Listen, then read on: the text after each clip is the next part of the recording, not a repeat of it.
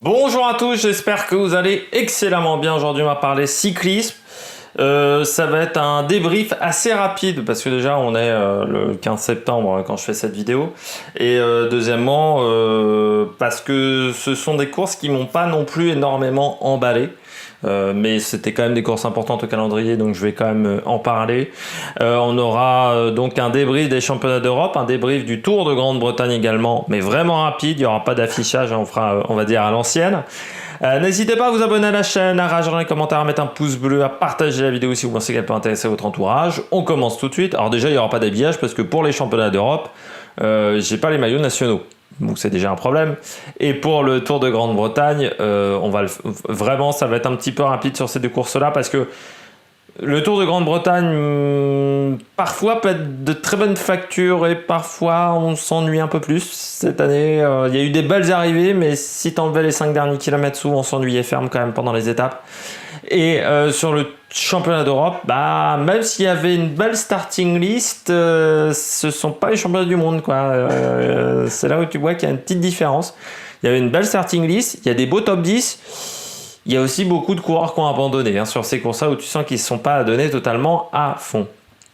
On commence par les championnats d'Europe. Alors, on va faire les championnats d'Europe garçons. Je sais pas. On va encore me taxer de machiste. Je vais pas regarder les courses féminines. Tout ça. Enfin, si, j'ai vu la course féminine en ligne. J'ai pas vu la course féminine du chrono. Programme chargé aussi. Je peux pas tout voir. Je peux pas me dupliquer dans tous les sens. Donc, au bout d'un moment, il faut faire des choix.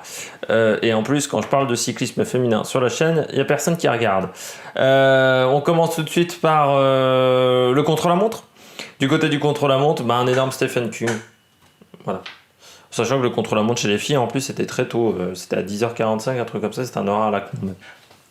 Pour Stephen Kung, intouchable. Non, mais j'ai été assez impressionné quand même. Est-ce que quand tu vois la starting list, alors surtout Filippo Ganna, parce que normalement 22 km, c'est vraiment une distance qu'il affectionne, Ganna.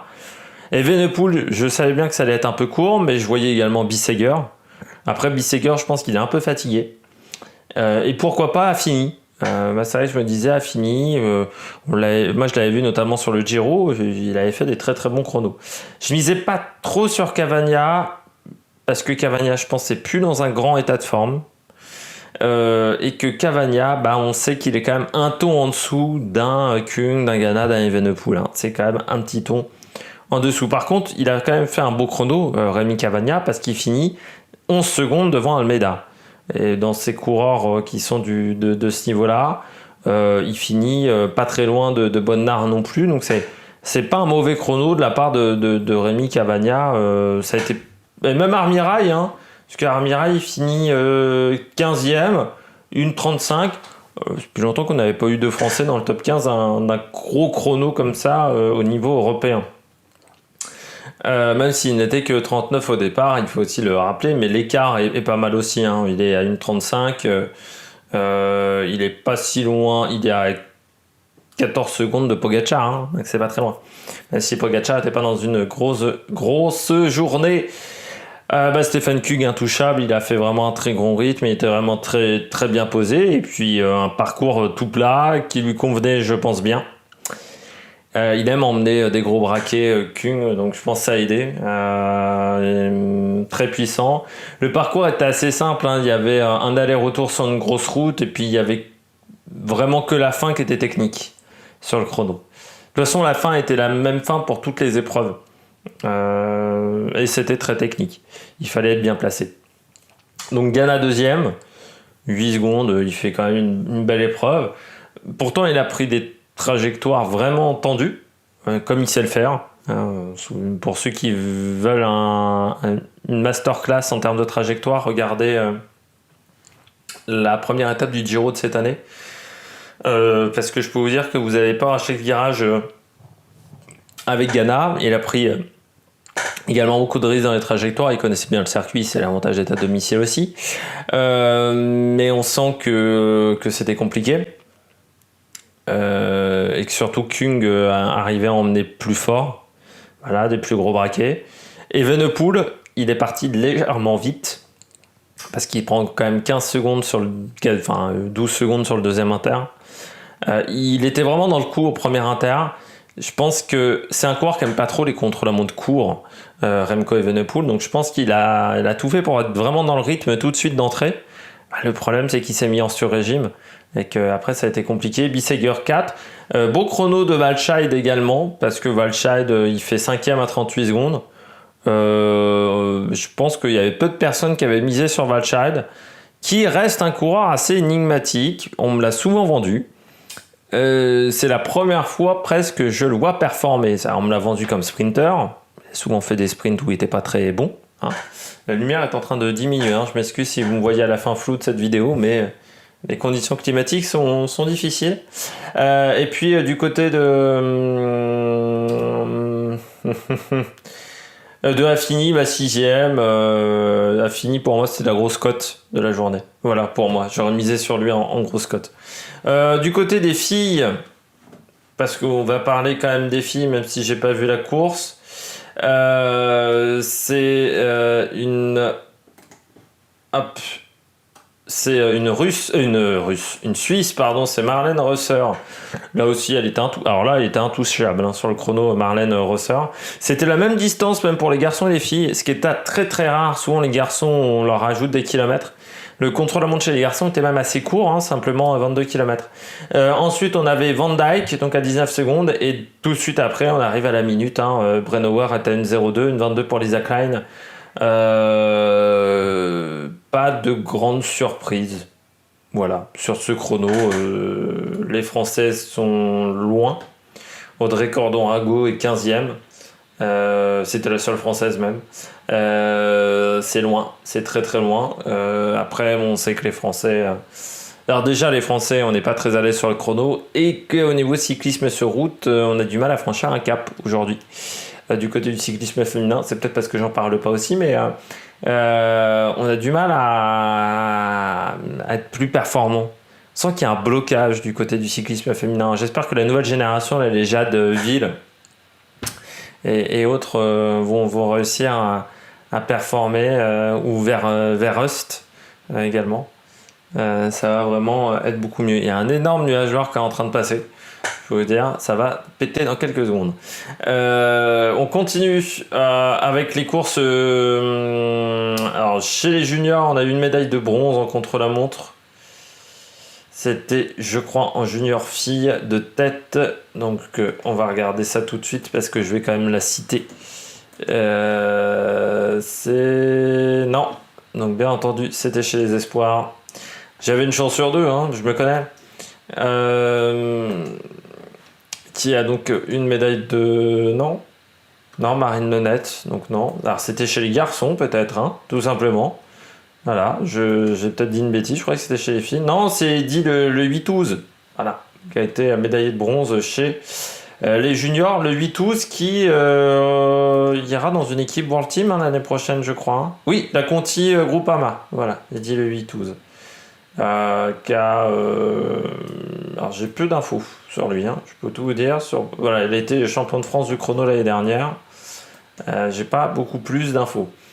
On a eu également un titre chez les juniors là aussi avec Romain Grégoire et une médaille de bronze également dans cette épreuve sur route pour Lenny Martinez. Les deux ont très très bien couru.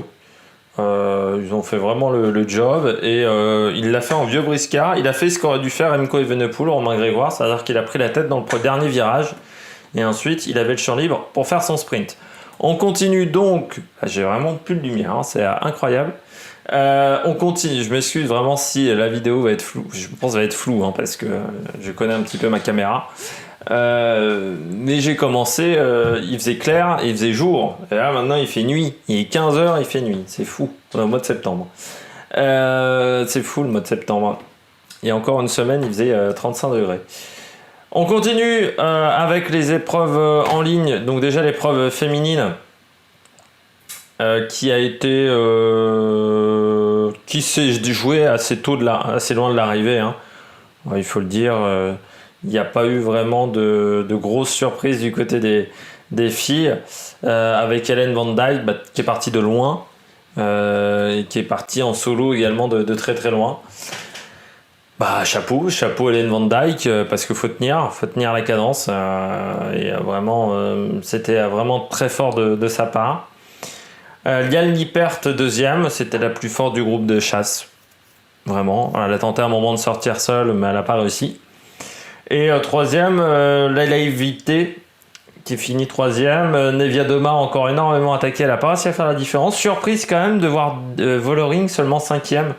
Donc c'est-à-dire assez loin dans le groupe de chasse au niveau du sprint. Donc on voit que heureusement on a misé sur le bon cheval, on va dire, pour partir devant, parce que Vollering n'aurait pas gagné et Van Vleuten non plus. La première française, Juliette Labou, finit 18e. Victorie Guilman finit 26. Et sinon il y a beaucoup d'abandons également. Elisa Longo Borghini qui finit quand même dernière de la course. Ça a été dur pour Longo Borghini. Elle a tenté et ça n'a pas marché du tout pour elle. Mais dur parce qu'elle était vraiment bien et complètement craquée. Et c'est dur parce que c'est quand même une fille qu'on attendait aux avant-postes. Du côté de la course masculine, titre pour Colbrelli devant Evenepoel, et Evenepoel qui a très très mal couru.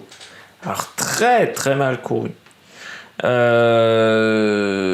fallait qu'il soit devant au premier virage, au dernier virage. Bon, et puis à un moment, il fallait qu'il laisse bosser Colbrelli, quoi. Je pense. Enfin, je trouve qu'il a pas bien travaillé. Voilà, c'était vraiment pas ce qu'il fallait faire. Surtout sur la fin de course, quoi. Sur la fin de course, il y a 1 minute d'avance.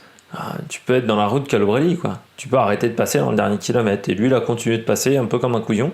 Et il s'est fait dépasser dans le dernier virage. Et ensuite, Colbrelli, de toute manière, il était en tête, il était dans la position préférentielle. Et ensuite, c'est le meilleur sprinter des deux. Donc c'était compliqué de le devancer.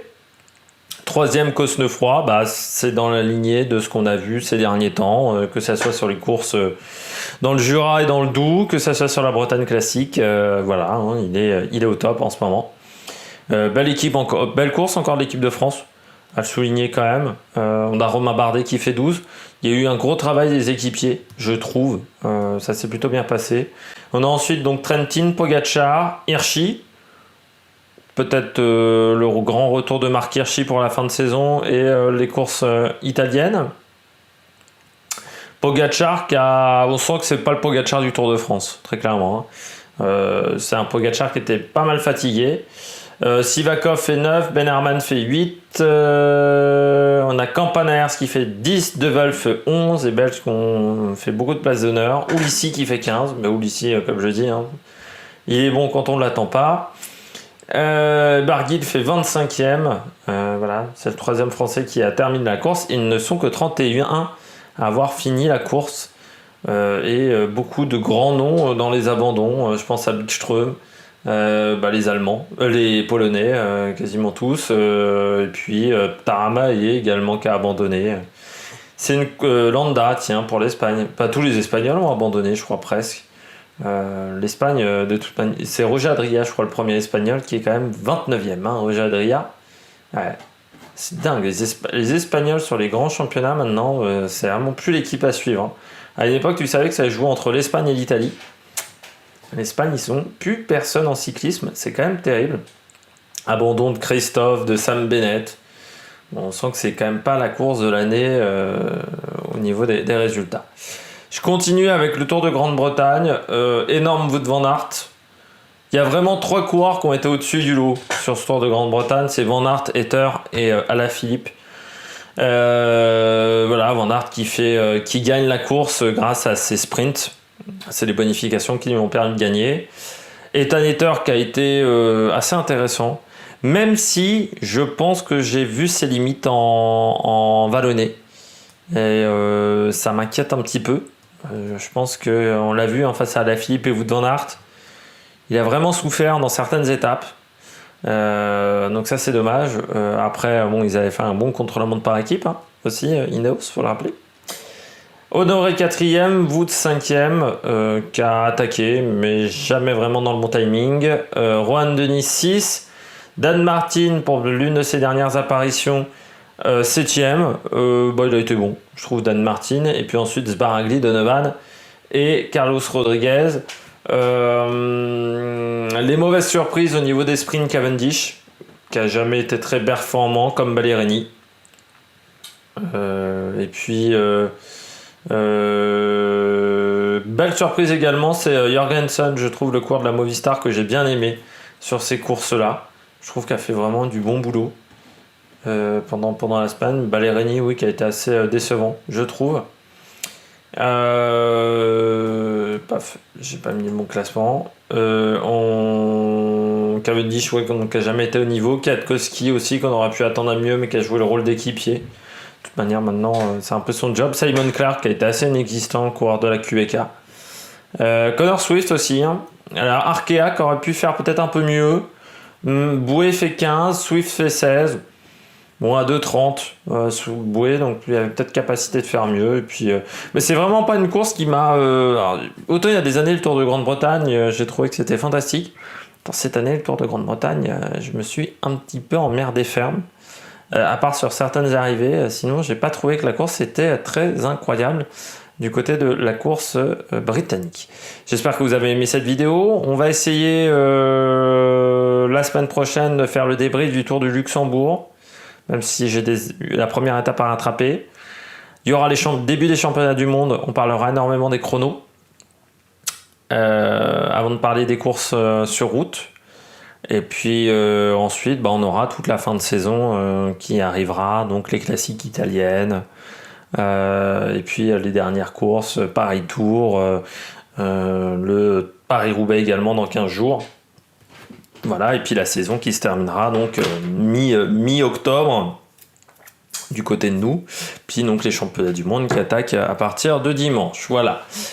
Encore des excuses pour la qualité de la vidéo. Ça c'est à cause de la luminosité et je peux pas faire grand chose à part changer de caméra. D'ici là, n'hésitez pas à vous abonner à la chaîne, à rejoindre les commentaires, à mettre un pouce bleu. Ciao ciao sur l'Amérique Production.